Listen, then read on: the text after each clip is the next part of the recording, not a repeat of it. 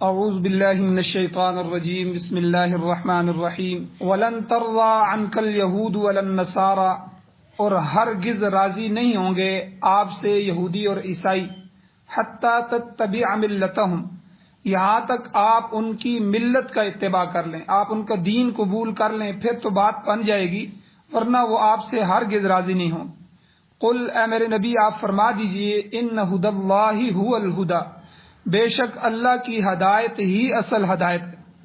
وَلَئِنِ اتَّبَعْتَ، اور اے میرے محبوب اگر آپ اتباع کریں گے اہواءہم، ان کی خواہشات کی، بعد الذی جاءک من العلم، بعد اس کے کہ آپ کے پاس علم آ چکا ہے، کتاب آ چکی ہے، قرآن مجید آ چکا ہے، تو ما لک من اللہ من ولی ولا نصیر، اس حالت میں آپ کے لیے اللہ کی طرف سے کوئی حمایتی نہیں ہوگا، ولا نصیر، اور نہ کوئی مددگار ہوگا۔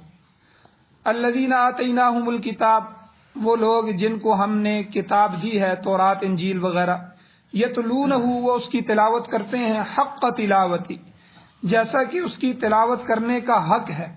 اولئک یؤمنون بہ، یہی وہ لوگ ہیں جو ان کتابوں پر، اس کتاب پر ایمان رکھتے ہیں۔ ومن یکفر بہ، اور جو کوئی اس کے ساتھ کفر کرے گا، فاولئک هم الخاسرون، پس یہی وہ لوگ ہیں جو خسارے میں ہیں۔ یا بنی اسرائیل، اے بنی اسرائیل، اذکروا نعمتی التی انعمت علیکم، تم یاد کرو میری ان نعمتوں کو، میرے ان احسانات کو جو میں نے تمہارے اوپر کیے ہیں۔ وانی فضلتکم علی العالمین، اور اس بات کو یاد کرو کہ بے شک میں نے تم کو جہان والوں پر فضیلت بخشی۔ واتقوا یوما، اور تم ڈرو اس دن سے کہ لا تجزی نفس عن نفس شیئا، کہ جس دن کوئی نفس کسی نفس کے کوئی بھی کام نہیں آئے گا۔ ولا يقبل منها عدل، اور نہ اس سے کوئی فدیہ، کوئی بدلہ قبول کیا جائے گا۔ ولا تنفعها شفاعۃ، اور نہ اس کو کوئی سفارش فائدہ دے گی۔ ولا هم ينصرون، اور نہ ان کی مدد کی جائے گی۔ سورہ بقرہ کی آیات نمبر 120، 121، 122 اور 123، 4 آیتیں آج کے درس میں تلاوت ہوئی ہیں۔ آپ نے ان کا ترجمہ سماعت فرمایا۔ یہود و نصارہ کی جو خرابیاں تھیں، بیماریاں تھیں، اللہ مختلف انداز میں ان کو بیان فرما رہے ہیں۔ اس سے پہلے ایک بیماری اللہ نے ان کی یہ بھی ذکر کی کہ ود کثیر من اہل الکتاب لو یردونکم من بعد ایمانکم کفارا، کہ اہل کتاب یعنی یہودیوں اور نصرانیوں کی، عیسائیوں کی یہ خواہش ہے کہ اہل ایمان کمزور ہو جائیں، اور جو لوگ ایمان لا چکے ہیں، حضور علیہ السلام کو آخری نبی مان چکے ہیں صحابہ میں سے، اور جو ان کے عیسائی یا یہودی ان کا مذہب چھوڑ کے جو ہے اسلام میں آ چکے ہیں، یا جو ہے جو مشرکین مکہ میں سے بھی ایمان لا چکے ہیں، ہر ایک کے لیے ان کے دل میں یہ خواہش ہے کہ یہ لوگ دوبارہ جو ہے وہ اپنے دین میں آ جائیں، دوبارہ پلٹ جائیں، اسلام کو چھوڑ دیں۔ اور ان کی یہ ہمیشہ جو ہے کوشش رہی ہے کہ ایمان والے، اسلام جو ہے یہ کمزور ہو جائے، اگرچہ ان پر حق بات واضح ہو چکی ہے، نبی علیہ السلام کو پہچان لیا، قرآن کو پہچان لیا، اس کے انتظار میں تھے، لیکن حسد کی وجہ سے نبی آخر الزمان صلی اللہ علیہ وسلم پر ایمان لانے کے لیے تیار نہیں تھے۔ اب نبی علیہ الصلوۃ والسلام جب مدینہ میں گئے، وہاں یہودی موجود تھے، تو نبی علیہ الصلوۃ والسلام نے بعض باتوں میں ان کی موافقت اختیار کی، ان جیسا عمل کیا، تاکہ شاید یہ لوگ ہمارے ہو کر ایمان لے آئیں، سمجھے یارو یہ مسلمان تو اہل کتاب ہے، چلو یہ ہماری طرح ہی عمل کر رہے ہیں۔ چنانچہ انہی باتوں میں سے ایک بات یہ تھی کہ مسلمان بیت اللہ شریف کی طرف نماز پڑھتے تھے مکہ میں، جب ہجرت کر کے گئے تو مدینہ میں یہودی تھے، اب مسلمان بیت المقدس کی طرف رخ کر کے نماز پڑھنے لگے۔ اب ہجرت کے بعد 16-17 مہینے حضور علیہ الصلوۃ والسلام نے بیت المقدس کی طرف نماز پڑھی، حضور کا قبلہ بیت المقدس رہا۔ تو مگر بعد میں یہ بات معلوم ہوئی کہ مشرک جو تھے وہ تو نادانی کی وجہ سے، لا یعلمون، کہ ان کو علم ہی نہیں تھا، جاہل تھے، اس وجہ سے حق کی مخالفت کرتے تھے، لیکن اہل کتاب حسد اور عناد اور بغض کی بنا پر ایسا کرتے تھے، اور وقت گزرنے کے ساتھ ساتھ مشرکین آہستہ آہستہ یا تو ختم ہو گئے یا انہوں نے ایمان قبول کر لیا، مگر یہود و نصارہ جو تھے وہ باطل پر اڑے رہے، چنانچہ اللہ تعالیٰ نے اس مقام پر حضور نبی کریم صلی اللہ علیہ وسلم اور اہل ایمان کو خبردار کیا کہ اہل کتاب سے آپ کوئی امید نہ رکھیں، یہ دیدہ اور دانستہ حق کی مخالفت کر رہے ہیں، یہ ایمان لانے والے نہیں۔ اسی طرح آگے اللہ نے ضابطہ بیان فرما دیا کہ وَلَن تَرْضَىٰ عَنْكَ الْيَهُودُ وَلَا النَّصَارَىٰ، کہ یہودی اور نصرانی عیسائی آپ سے ہرگز راضی نہیں ہوں گے۔ ہاں، ایک صورت میں وہ راضی ہو سکتے ہیں، حَتَّىٰ تَتَّبِعَ مِلَّتَهُمْ، جب تک کہ آپ ان کی ملت کا اتباع نہ کر لیں، آپ ان کا مذہب اختیار نہ کر لیں، آپ ان کا طریقہ اختیار نہ کر لیں، اس وقت تک یہ آپ سے راضی نہیں ہو سکتے۔ یہ جو لن کا لفظ ہے، ان لن کے اذن، یہ 4 لفظ ہیں، یہ نافیہ ہیں، یہ نفی کی بھی تاکید کے لیے آتا ہے۔ تو لن تنالوا البر حتى تنفقوا، ہرگز آپ نیکی کو نہیں پا سکتے، یعنی ایک تو نفی ہے، لم کا لفظ جو ہے یہ نفی کے لیے آتا ہے۔ تو اللہ یہ بھی کہہ سکتے تھے کہ لن ترضا، کہ وہ آپ سے راضی نہیں ہوں گے، لیکن لن ترضا یہ لفظ کہ ہرگز راضی نہیں ہوں گے، یعنی ہو ہی نہیں سکتا کہ یہود و نصارہ آپ سے راضی ہو جائیں اس سے پہلے کہ آپ ان کے مذہب کو قبول کر لیں۔ ہاں، آپ عیسائی بن جائیں، آپ اسلام کو چھوڑ کے یہودی بن جائیں، پھر جو ہے وہ آپ کو قبول کرنے کے لیے تیار ہو جائیں گے، لیکن اس سے پہلے اسلام نے یہ ضابطہ بیان فرما دیا، حضور کو فرما دیا، یہ ہو ہی نہیں سکتا کہ عیسائی اور یہودی جو ہے وہ آپ پر راضی ہو۔ تو یعنی یہ اہل کتاب کی جو جملہ خرابیاں بیان ہوئی ہیں، ان میں سے یہ سب سے بڑی خرابی کہ اتنا بغض حضور سے، اتنا بغض اور حسد اسلام سے، کہ جانتے ہوئے بھی کہ یہ اسلام سچا مذہب ہے، حضور کو پہچانتے ہوئے بھی کہ یہ واقعی حضور ہے، آخری نبی ہیں، لیکن اس کے باوجود جو ہے الٹا مسلمانوں کے لیے یہ چاہتے ہیں کہ یہ بھی اسلام کو چھوڑ دیں۔ خود مسلمان ہونا تو دور کی بات ہے، مسلمانوں کو بھی ود کثیر من اہل الکتاب کہ لو یردونکم من بعد، تمہیں بھی مرتد بنا دیں کہ تم اسلام کو چھوڑ کر دوبارہ عیسائی، یہودی، مشرک بن جاؤ۔ اتنا بغض، یعنی یہ تو آج بھی یہ دونوں طبقے جو ہیں، یہودی اور عیسائی، ان میں سے یہودی جو ہیں وہ تبلیغ نہیں کرتے، وہ تو یہودی بناتے ہی نہیں ہیں، وہ کہتے ہیں ہمارا خاص نسل ہے جو بنی اسرائیل کی ہے، وہی نسل ہے، اس کی حفاظت میں لگے ہیں، تو وہ تو تبلیغ بھی نہیں کرتے، نہ کسی کے اسلام کو یا کوئی اپنا چھوڑ کے جو ان کی طرف جائے اس کو قبول کرتے ہیں۔ ہاں، جو لوگ دوسرے مذاہب سے عیسائی یہودی بن رہے ہیں، یا ہندو یا سکھ یا کوئی دوسرے، یا مسلمان کو یہودی بننا چاہے، تو اس کے لیے انہوں نے الگ کیٹیگری رکھی ہوئی ہے، الگ خانہ رکھا ہوا ہے، اس کو کچھ نام دیتے ہیں، میرے ذہن میں نہیں ہے، لیکن اس کو یہودی کہتے ہیں، لیکن ان میں سے کہتے ہیں یہ ہماری نسل میں سے نہیں ہے۔ تو لیکن ان میں سے جو عیسائی ہیں وہ تبلیغ بھی کرتے ہیں، اور وہ لالچ بھی دے کر اور لوگوں کو جو ہے ہر طرح سے عیسائی بنانے کی کوشش کرتے ہیں۔ تو اب یہ تعصب کی وجہ سے اب اللہ کے نبی کو فرمایا گیا، کل اے میرے نبی، ان آیات میں آگے اللہ نے فرمایا آپ اعلان کر دیجئے، آپ ان کو بتائیں، ان ہدی اللہ والہدی، کہ اللہ کی ہدایت ہی اصل ہدایت ہے۔ اگر آپ ہدایت الہی کو چھوڑ کر ان یہود و نصارہ کی ملت کا اتباع کریں گے تو یہ خواہشات کی پیروی بن جائے گی، خواہشات کی، جو ہدایت کی ضد ہے، مخالفت ہے۔ اگر حق واضح ہو جانے کے بعد، علم آ جانے کے بعد آپ ان کی خواہشات کے پیچھے لگ جائیں گے، ان کا اتباع کریں گے، تو اللہ نے فرمایا وَلَئِنِ اتَّبَعْتَ أَهْوَاءَهُمْ وَلَئِنِ اتَّبَعْتَ أَهْوَاءَهُمْ، اے میرے محبوب، اگر آپ ان کی خواہشات کا اتباع کریں گے، بعد الذی جاءک من العلم، اس کے بعد کہ آپ کے پاس علم آ گیا ہے، آپ کو اللہ نے وحی دی ہے، قرآن آپ کے پاس نازل ہو گیا ہے، آپ اللہ کو پہچانتے ہیں، اس کے بعد اگر پھر بھی آپ ان کی خواہشات کا احترام کریں گے، ان کے پیچھے چلنا شروع کریں گے، تو اس کا نتیجہ کیا ہوگا؟ ما لک من اللہ من ولی ولا نصیر، اللہ کی طرف سے آپ کا نہ کوئی حمایتی ہوگا، نہ پھر اللہ سے کوئی آپ کو بچا سکے گا، نہ کوئی مددگار ہوگا۔ یعنی اے نبی علیہ الصلوۃ والسلام اور اے اہل ایمان، اب تمہارے پاس اللہ کی آخری کتاب آ چکی ہے، اگر اس کو چھوڑ کر اہل کتاب یہود و نصارہ کی خواہشات کے پیچھے چلنے لگو گے تو پھر اللہ کی گرفت بھی آ سکتی ہے، اللہ کا عذاب بھی آ سکتا ہے۔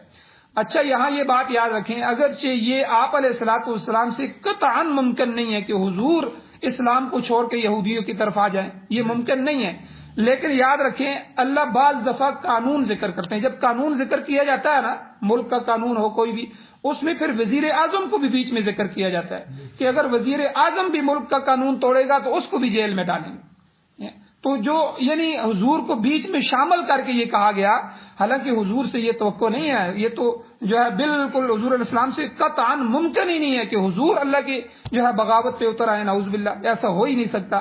لیکن حضور کو بیچ میں حضور کو مخاطب کیا گیا، کیونکہ یہ قانون ذکر کرنا تھا یہاں، گویا کہ قیامت تک آنے والے انسان کو یہ بتانا تھا کہ اگر حضور بھی چھوڑ کے جائیں گے تو حضور کا بھی کوئی حمایتی نہیں ہوگا، پہلے تو ہم ان سے نبوت کھینچ لیں گے، پھر اس کے بعد ان کو ایسا عذاب میں گرفتار کریں گے، اللہ کے عذاب سے ان کو کوئی نہیں بچا سکے۔ تو یعنی اللہ نے یہاں حضور کو مخاطب کر کے گویا کہ قانون ذکر کر دیا، جس طرح 24ویں پارے میں اللہ حضور کو مخاطب کر کے کہتے ہیں شرک کے بارے میں، شرک اللہ کو اتنا ناپسند ہے، توحید کی اللہ نے اتنی دعوت دی ہے، جتنی توحید کی دعوت دی ہے اتنا ہی اللہ نے شرک کو بھی بیان کیا ہے کہ توحید پر آؤ، شرک سے بچو، توحید پر آؤ، شرک۔ اب شرک کی جو خرابی اللہ بیان کرنا چاہتے تھے قانون کے طور پر، اللہ نے حضور کو مخاطب کیا۔ اللہ کہتے ہیں لئن اشرکت، اے میرے محبوب اگر آپ بھی شرک کریں گے تو لیحبطن عملک، ہم آپ کے عملوں کو ضائع کر دیں گے، وَلَتَكُونَنَّ مِنَ الْخَاسِرِينَ، اور آپ خسارے والوں میں سے ہو جائیں گے۔ آپ دیکھیں حضور کو مخاطب کر کے، حالانکہ یہ ہو ہی نہیں سکتا کہ حضور شرک کریں، حضور سے تو قطعاً ناممکن ہے ایسی بات، لیکن جب قانون اللہ نے ذکر کیا تو اللہ نے اس وقت جو ہے کہ قانون کی نظر میں سب برابر ہیں، جو ہے نبی ہو، ولی ہو، مفتی ہو، عالم ہو۔ اسی لیے اگر کوئی عالم شراب پینا شروع کر دے تو اس کا یہ مطلب نہیں ہم اس کو دلیل بنائیں کہ جو ہے یہ ہمارے لیے حلال ہو گیا، مولوی صاحب کر رہے ہیں، فلاں کو ہم نے دیکھا ہے۔ اس لیے قانون جو ہوتا ہے وہ ہمارے پاس قرآن و سنت کے جو ہے نظر میں، قرآن و سنت کی صورت میں ہمارے پاس موجود ہے۔ اب سب برابر ہیں اس قانون میں، اگر کوئی غلطی کرتا ہے تو اس کی غلطی کو شمار کیا جائے گا، چاہے وہ کتنا بڑا مفتی کیوں نہ ہو۔ تو حضور کو مخاطب کر کے قانون شرک کو بیان کیا گیا، لئن اشرکت، اے میرے محبوب اگر آپ بھی شرک کریں گے تو لیحبطن عملک، ہم آپ کے سارے عملوں کو ضائع کر دیں گے۔ تو یہاں اللہ نے گویا کہ اس قانون کو ذکر کیا کہ آپ اگر یہود و نصارہ کے پیچھے چلنا شروع کر دیں گے تو آپ کے لیے بھی ما لک من ولی ولا نصیر، اللہ ما لک من اللہ من ولی ولا نصیر، اللہ کی طرف سے پھر آپ کے لیے کوئی حمایتی نہیں ہوگا، کوئی مددگار آپ کے لیے نہیں ہوگا۔ تو دیکھیں کتنے وضاحت کے ساتھ اللہ نے اس قانون کو یہاں قرآن مجید میں ذکر فرمایا۔ اب اگلی بات سمجھیں کہ یہود و نصارہ جو تھے ان کا دین اصلاً تو کتاب الہی تھا، اصل جو دین تھا یہ تو آسمانی دین تھا اور وہ برحق تھا، مگر ان کی جو ملت ہے آگے جو انہوں نے اپنے آپ کو جس ملت پر چلایا ہے اس کے اندر انہوں نے تحریف کر دی۔ دین کتابیں تو حق اتری تھیں لیکن اس میں تحریف کی، رد و بدل کیا اور انہوں نے اپنے دین کو، اپنی ملت کو بگاڑ کے رکھ دیا، لہذا اب وہ قابل اتباع نہیں رہی۔ اس وجہ سے بھی قابل اتباع نہیں رہی کہ ان کے اندر تحریف ہو چکی ہے۔ دوسری وجہ کیوں قابل اتباع نہیں رہی وہ دین، کہ جب حضور آ گئے، آخری نبی آ گئے، اب نبی کے آنے کے بعد، نبی کی کتاب آنے کے بعد پچھلے سارے انبیاء کے دین اور پچھلے سارے انبیاء کی کتابیں منسوخ ہو گئی۔ اب کوئی ایسی بات نہیں ہے کہ اب جو ہے ان پر ہم عمل کر سکے۔ اسی وجہ سے حضور علیہ الصلوۃ والسلام کو سورہ صف کے اندر جو ہے 28ویں سپارے کے اندر سورہ صف ہے، اس میں حضور کو فرمایا هو الذی ارسل رسولہ، وہ میرے محبوب وہ ہیں کہ جن کو ہم نے رسول بنا کر بھیجا، بالہدا، ہدایت کے ساتھ، ودین الحق، اور حق اور سچا دین دے کر ہم نے ان کو بھیجا۔ کیوں؟ کہ لیظہرہ علی الدین کلی، تاکہ ہم ان کو ان کے دین کو غالب کر دیں تمام دنیا کے دینوں پر۔ یہ رسالت کا مقصد ہے، حضور کے آنے کا مقصد ہے کہ حضور کا لایا ہوا دین دنیا کے سارے دینوں پر غالب آئے۔ اس لیے یاد رکھیں کہ یہ جو جنگ ہے، یہ جو جنگیں ہو رہی ہیں اور اس سے پہلے ہوئی ہیں اسلام اور کفر کے درمیان، ٹھیک ہے، یہ ساری جنگیں تہذیبوں کی جنگیں، یہ کوئی ملکوں کی جنگ نہیں ہے کہ ہماری امریکہ کے ساتھ دشمنی ہے یا اسرائیل کے ساتھ دشمنی ہے، یہ تہذیب کی جنگ ہے۔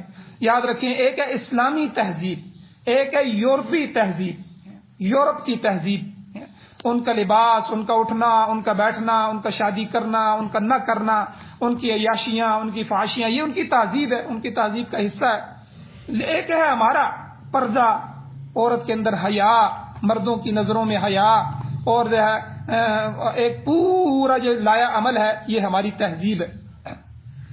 اسی لیے حضور علیہ الصلوۃ والسلام نے فرمایا صحابہ کو کہ جو میری مردہ سنت کو زندہ کرے گا، جو سنت مٹ رہی ہو، اللہ اس کو 100 شہیدوں کا ثواب دے گا۔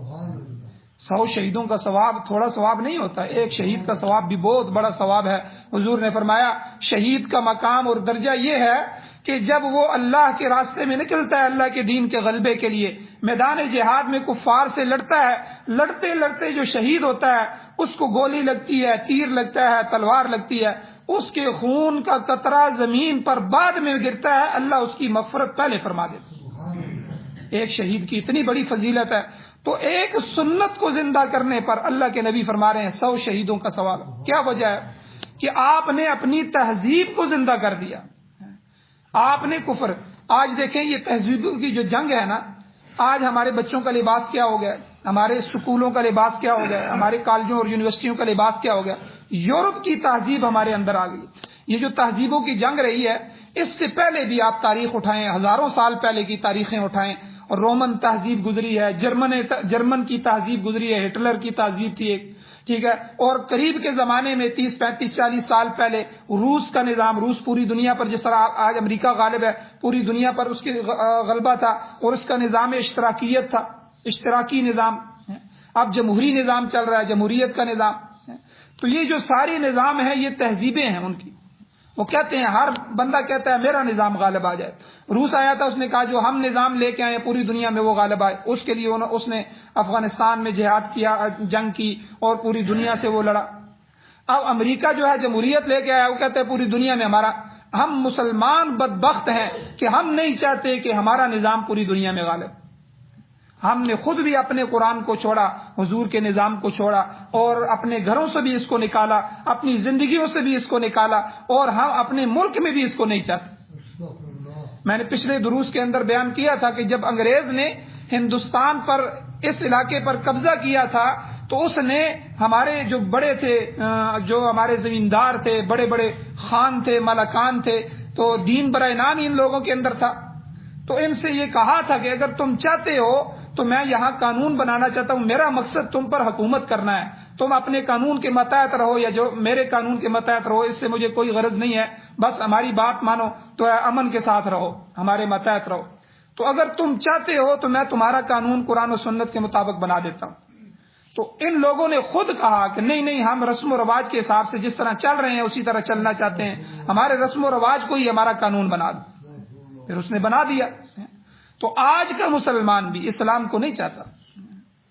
کیا کوئی والد چاہتا ہے کہ میری اولاد داڑھی رکھ لے، میری بچیاں پردہ کریں؟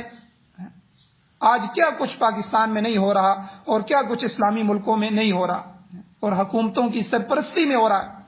اور یہ پیچھے جو آزادی مارچ گزرا ہے عورتوں کا، اس میں کیا کیا توہین نہیں کی گئی، اللہ کی توہین کی گئی، اللہ کے رسول کی توہین کی گئی، اولیاء اللہ کی توہین کی گئی۔ وہ نعرے آپ سنیں، کسی بچے کو کہیں موبائل میں وہ نعرے جو لگے ہیں، انہوں نے، عورتوں نے کیا نعرے لگائے کہ ہم چھین کے لیں گے آزادی، اللہ بھی سن لے آزادی، رسول بھی سنے آزادی، اولیاء بھی سنے آزادی، یہ نعرے لگائے گئے۔ یعنی اللہ رسول بھی سنے کہ ہمیں تمہارا دین نہیں چاہیے، ہمیں آزادی چاہیے۔ اور وہ عورتیں سگریٹ پی رہی ہیں، چھوٹے چھوٹے کچے لگائے ہوئے ہیں، عیاش اور فحاش عورتیں پورے ملک سے جمع کی گئی ہیں، اور ان کو پر کیمرے لگائے گئے ہیں، وہ نمائندگی کر رہی ہیں، ہمیں آزادی چاہیے۔ اور ایسے ایسے نعرے ان کی تختیوں پر لکھے ہوئے تھے، نعوذ باللہ کہ میں یہاں مسجد کا احترام کرتے ہوئے یہاں مسجد میں بیان نہیں کر سکتا کہ عورتوں کے ہاتھ میں وہ پلے کارڈ اٹھائے ہوئے۔ تو یہ تہذیبوں کی جنگ ہوئی ہے۔ انہوں نے ہمارے بچوں پر محنت کی، کالج یونیورسٹیاں قائم کی، اور کالج یونیورسٹیوں کے راستے سے انہوں نے ہماری تہذیب کو، علم کے خلاف نہیں ہے ہم، تعلیم ضروری ہے، ہنر ضروری ہے، اگر ہنر ہوگا تو ڈاکٹر بنیں گے، انجینئر بنیں گے، ہمارا ملک ترقی کرے گا، لیکن اس کے ساتھ ساتھ انہوں نے اپنی تہذیب دی۔ اب بلاول ہے، بلاول کو کیا ہے، اس نے یورپ کی یونیورسٹیوں میں پڑھا ہے۔ اب وہاں اس نے کیا دیکھا ہے، یورپ کی یونیورسٹیوں میں شراب بھی ہے، عیاشی بھی ہے، جس میں اور لڑکی کے ساتھ مرضی چلے جائیں، کوئی نہیں ہے۔ اب وہ تہذیب وہاں سے سیکھ کے آتے ہیں، ادھر ملک میں آ کے ہمارے سربراہ بنا دیے جاتے ہیں۔ اب یہ محمد بن سلمان ہے، یہ عرب کے جو شہزادے ہیں نئے جتنے بھی، ان بچوں کو یورپ میں پڑھایا گیا۔ 8 سال 10 سال وہ یونیورسٹیوں سے پڑھ کے آئے ہیں۔ جب یورپ سے پڑھ کے آئے ہیں، اب لباس تو ان کا مجبوراً جو عربی لباس پہنا ہوا ہے، اندر تو وہ یہودی اور عیسائی بن چکے ہیں۔ اب وہی اپنے ملک میں سینمے کھول رہے ہیں، 35 سال بعد سینموں کو کھولا گیا، اور جو ہے سعودیہ کے اندر جہاں اللہ کے نبی کا گھر ہے اور جہاں جو ہے اللہ کا اپنا گھر ہے بیت اللہ اور جو ہے حرمین شریفین کی سرزمین، پاکیزہ سرزمین میں وہ کام جو ہے قانونی طور پر منظور کروائے گئے ہیں کہ جو ایک مسلمان جو ہے ان کا سوچ بھی نہیں سکتا۔ تو یہ ویسے تو نہیں ہوگا، پیچھے ان کی محنت ہے، انہوں نے محنت کی ہے۔ تو یہ تہذیبوں کی جنگ ہے، یاد رکھیں، اپنی تہذیب کی حفاظت کریں، اپنے بچوں کو خالص مسلمان بنائیں، ان کو اسلام پر رکھیں، قرآن کی تعلیم دیں، ان کے چہروں کو داڑھیوں سے نوازیں، اور اپنی ماؤں بہنوں بیٹیوں کو سخت پردہ کروائیں، پورا پردہ۔ پورا پردہ کیا ہے کہ جب بچی 12 سال کی ہو جائے تو اس کے چاچو کے بیٹے سے بھی پردہ ہو، اس کے خالہ کے بچے سے بھی پردہ ہو، اس کے ماموں کے بچے سے بھی پردہ ہو، ان کا آنا جانا بند ہو جائے۔ وہ اگر آئیں بھی تو دروازہ کھٹکھٹائیں، ان کو بیٹھک میں بٹھایا جائے، ان کی بات سنی جائے، ان کا اکرام کیا جائے، وہ چاچو کے بیٹے آپس میں گپ شپ لگائیں، اندر گھر میں ان کو داخلہ نہ دیا جائے۔ اگر اندر داخل ہونا ہو تو پردے کے ساتھ اپنی بچی کو 11 12 13 سال کی بچی کو، یہ شرعی پردہ ہے۔ آج کے مفتیان علماء بھی ایسا پردہ نہیں کر سکتے، نہ کرتے ہیں، اس میں احتیاط نہیں کرتے۔ تو آج آ رہا ہے جی چاچو کے بیٹے، خالہ کے بیٹے، ماموں کے بیٹے، پھوپھی کے بیٹے، آنا جانا ہو رہا ہے۔ تو ہمارے ہاں ایک مستورات ہیں، وہ ڈاکٹر ہیں، تو اسلام آباد میں ہوتی ہیں، تو ہماری خالہ ہی لگتی ہیں۔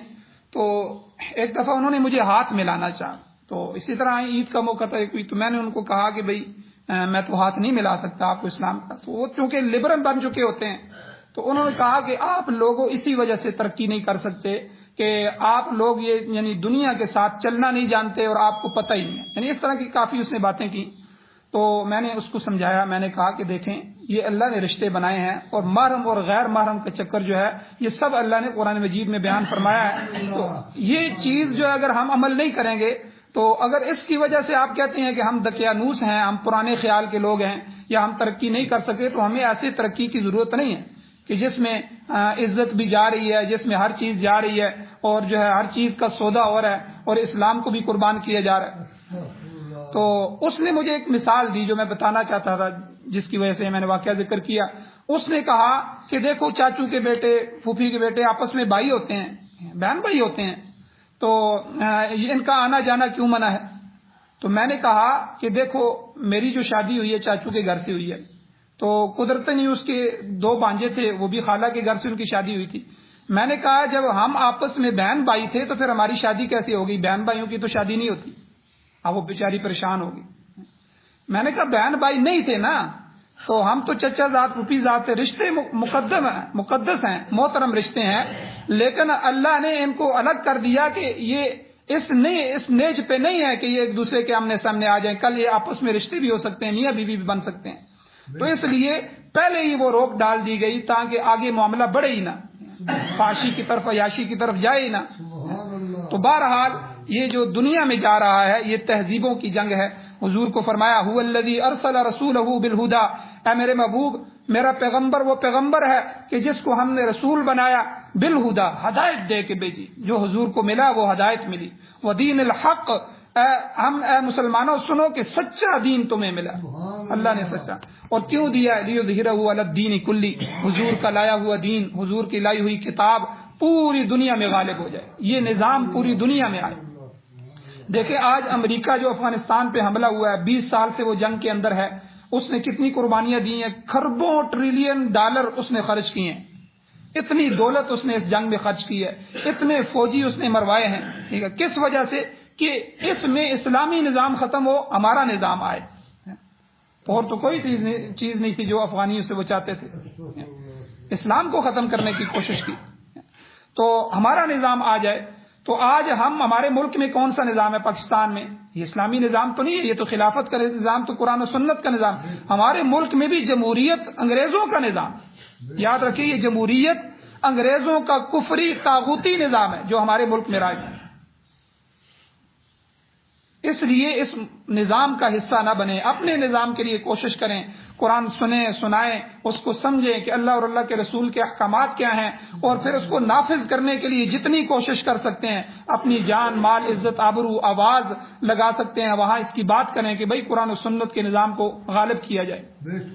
آج جو ہمارے اسلام آباد کے ساتھی ہیں، مولانا عبدالعزیز صاحب ہیں، لال مسجد والے ہیں، یا دوسری جو اسلامی تحریکیں اٹھی ہیں، ان کا کیا قصور ہے؟ یہی قصور ہے کہ انہوں نے یہ کہا کہ بھائی اس نظام کو دفع کرو اور قرآن و سنت کے نظام کو لاؤ.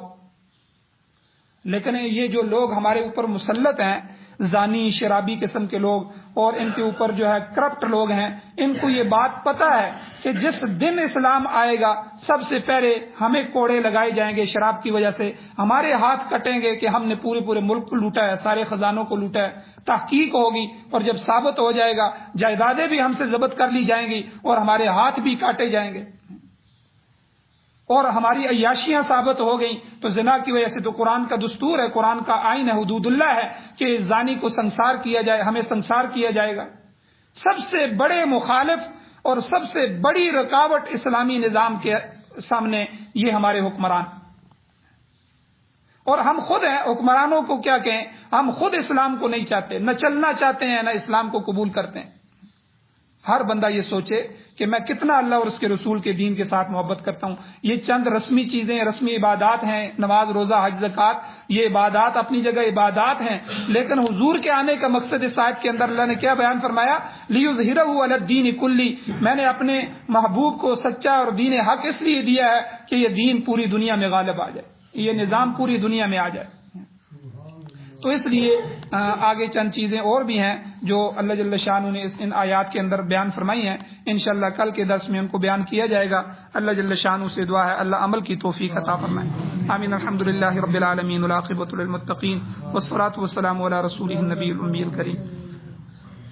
اللهم ربنا آتنا في الدنيا حسنة وفي الآخرة حسنة وقنا عذاب النار. یا اللہ ہماری کمیوں کو تائیوں کو معاف فرمائے. یا اللہ توحید کا درس ہمیں نصیب فرمائے. یا اللہ خالص توحید نصیب فرمائے. یا اللہ شرک کے شائبے سے بھی محفوظ فرمائے، شرک کے شبے سے بھی محفوظ فرمائے. یا اللہ قرآن و سنت سے محبت نصیب فرمائیے. یا اللہ ہمارے بچوں کو حافظ، قاری، عالم، مفتی، مجاہد، غازی اور شہید بنائیے اور دین کا داعی بنائیے. یا اللہ پوری دنیا میں اسلام کا غلبہ فرمائیے، اسلام کا بول بالا فرمائیے. یا اللہ کفر کا منہ کالا فرمائیے. یا اللہ قرآن و سنت کا غلبہ نصیب فرمائیے. امارت اسلامیہ شریعہ خلافت راشدہ کا قیام ہمیں نصیب فرمائیے. یا اللہ قرآن اور سنت کی حفاظت اور اس کی اشاعت ہمیں نصیب فرمائیے. یا اللہ جتنے بھی شعبہ جات دنیا میں اسلام کے کام کر رہے ہیں سارے شعبوں کی حفاظت فرمائیے. یا اللہ سارے شعبہ جات میں کام کرنے والوں کے کام کو قبول فرمائیے. یا اللہ دین کو قائم دائم فرمائیے. یا اللہ جب تک زندگی ہو عزت والی، وقار والی، ایمان والی، خیر والی، فرما برداری والی زندگی نصیب فرمائیے. جب بھی موت آئے تو یا اللہ سعادت والی، شہادت والی موت نصیب فرمائیے، اپنے رستے کی موت نصیب فرمائیے. یا اللہ ہماری حاجات کو پورا فرمائیے. غیب کے خزانوں سے یا اللہ جو مقروض ہیں ان کے قرضوں کے پورا کرنے کے اسباب پیدا فرمائیے. جو مریض ہیں، بیمار ہیں، اسپتالوں میں ہیں، گھروں میں ہیں، یا اللہ ان کو شفائے کاملہ عاجلہ مستمرہ عطا فرمائیے. صلی اللہ تعالی علی خیر خلقہ محمد وآلہ وصحبہ اجمعین برحمتک یا ارحم الراحمین.